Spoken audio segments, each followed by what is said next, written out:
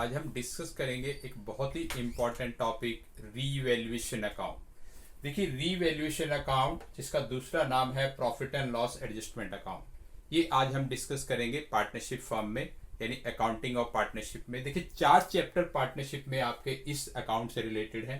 पहला है change in the ratio of existing partner, यानी ना किसी पार्टनर का एडमिशन हुआ, ना कोई पार्टनर रिटायर हुआ, ना किसी पार्टनर की डेथ हुई। जो ऑलरेडी पार्टनर है उन्होंने अपने रेशियो को चेंज कर लिया। सेकंड चैप्टर है एडमिशन ऑफ पार्टनर, यानी किसी नए पार्टनर का एडमिशन हुआ है। थर्ड है आपका रिटायरमेंट ऑफ पार्टनर, किसी पार्टनर की रिटायरमेंट हो गई है। और फोर्थ है आपका डेथ ऑफ द पार्टनर, यानी किसी पार्टनर की डेथ हो गई है। तो 4 चैप्टर आपके पास हैं जिनमें आपको रीवैल्यूएशन अकाउंट बनाने की जरूरत पड़ती है। रीवैल्यूएशन अकाउंट बनाने के लिए देखिए, हमें सबसे पहले क्या देखना होगा कि हमारे क्वेश्चन में पुरानी बैलेंस शीट गिवन है, यानी पुरानी एसेट्स लायबिलिटी गिवन है, और साथ में कुछ एडजस्टमेंट दी हुई है जिनमें कुछ एसेट्स और लायबिलिटी के बारे में इंक्रीज और डिक्रीज बताया गया है। तो कैसे हम रीवैल्यूएशन अकाउंट बनाएंगे, क्या इसका फॉर्मेट होगा? ये होगा आपका format particular amount, particular amount. Debit side में देखिए क्या आएगा, क्रेडिट साइड में क्या आएगा। जो भी फर्म को फायदा होगा वो क्रेडिट में आएगा, और जो फर्म को लॉस होगा वो डेबिट में आएगा। देखिए, जैसे डिक्रीज इन एसेट्स, अगर आपकी एसेट्स कम हो रही है, जितने से कम हो रही है वो आपकी डेबिट में आएगी, और अगर एसेट इंक्रीज हो रही है बाय इंक्रीज इन एसेट वो क्रेडिट में आएगी।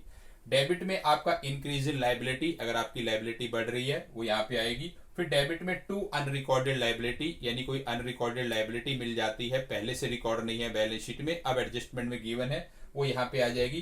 क्रेडिट साइड में डिक्रीज इन लायबिलिटी, लायबिलिटी जितने से कम हो रही है वो आपकी यहाँ पे आ जाएगी। कोई अनरिकॉर्डेड एसेट्स आपकी मिल जाएगी वो यहाँ पे आ जाएगी। फिर इसको बैलेंस करेंगे, बैलेंस करने के बाद अगर क्रेडिट साइड बड़ी है तो आपकी प्रॉफिट आएगी बैलेंसिंग फिगर, और डेबिट साइड बड़ी है तो आपका लॉस आएगा बैलेंसिंग फिगर। प्रॉफिट या लॉस आने के बाद फिर हम इसको कैसे पार्टनर्स में डिवाइड करेंगे, क्या इसकी जर्नल एंट्री बनेगी, वो अभी हमने सीखनी है। देखिए, जैसे पहला चैप्टर है आपका change in the ratio of existing partner. Change in the ratio of existing partner में देखिए 2 टॉपिक है आपके।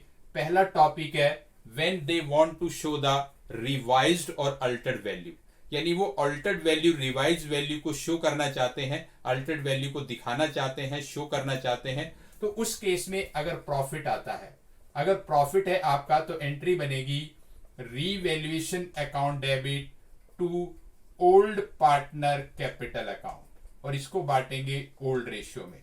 लेकिन अगर लॉस है यानी डेबिट साइड बड़ी है, लॉस है, तो एंट्री आपकी रिवर्स हो जाएगी, old partner capital account debit to revaluation account. देखिए, ये फर्स्ट केस है चैप्टर 1 में, change in the ratio of existing partner. अगर क्वेश्चन में लिखा हुआ है कि they want to show the revise value, want to show the altered value, तो आपको क्या करना है कि अगर रीवैल्यूएशन अकाउंट बनाने के बाद प्रॉफिट आया है तो एंट्री बनेगी revaluation account debit to old partner capital account, old ratio. और अगर लॉस आया है तो old partner capital account debit to revaluation account, और इसको भी बांटेंगे हम ओल्ड रेशियो में। लेकिन अगर सेकंड टॉपिक इसमें क्वेश्चन में गिवन है, they do not want to show the revise value, they do not want to show the altered value, they want to show the existing value, यानी जो पुरानी value है उसी को एज इट इज वो दिखाना चाहते हैं। तो इस केस में आपको सेक्रीफाइसिंग रेशियो निकालनी है, जिसका फार्मूला होता है आपका old ratio minus new ratio. और अगर आपकी सेक्रीफाइसिंग रेशियो माइनस में आ जाती है तो इट मींस वो पार्टनर गेन कर रहा है, और अगर वो पॉजिटिव है तो सेक्रीफाइस कर रहा है।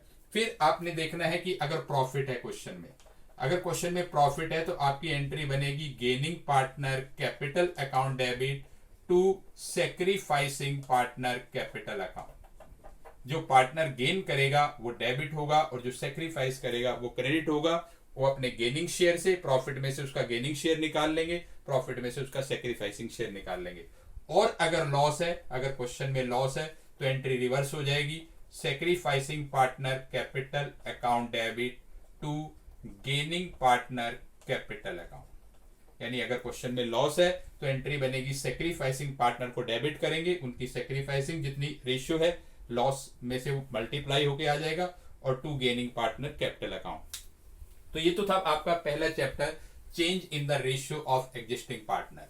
लेकिन जब हम बनाएंगे एडमिशन, रिटायरमेंट या डेथ ऑफ द पार्टनर में हमने रीवैल्यूएशन अकाउंट बनाया है, और उसमें प्रॉफिट या लॉस उन दोनों में से कोई भी आया है, यानी ये आपके 3 चैप्टर हैं, एडमिशन, रिटायरमेंट और डेथ। इनमें जब भी रिवैल्यूएशन अकाउंट बनाएंगे और अगर आपका आएगा प्रॉफिट, अगर प्रॉफिट आएगा तो आपकी एंट्री बनेगी revaluation account debit to old partner capital account, और ये बटेगा आपका ओल्ड रेशियो में।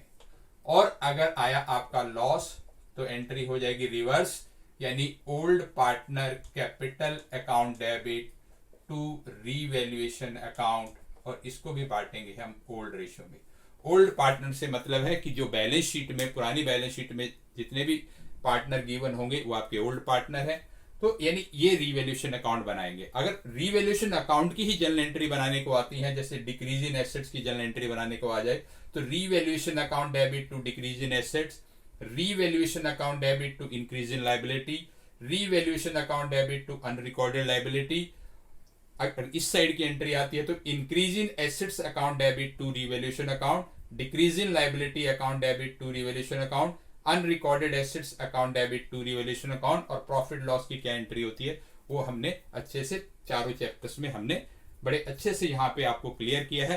तो ये है आपका revaluation account, profit and loss adjustment account, यानी क्वेश्चन पढ़ के आपको पहचानना है कि इनमें से कौन सा चैप्टर है और उस चैप्टर के हिसाब से आपको ट्रीटमेंट करना है।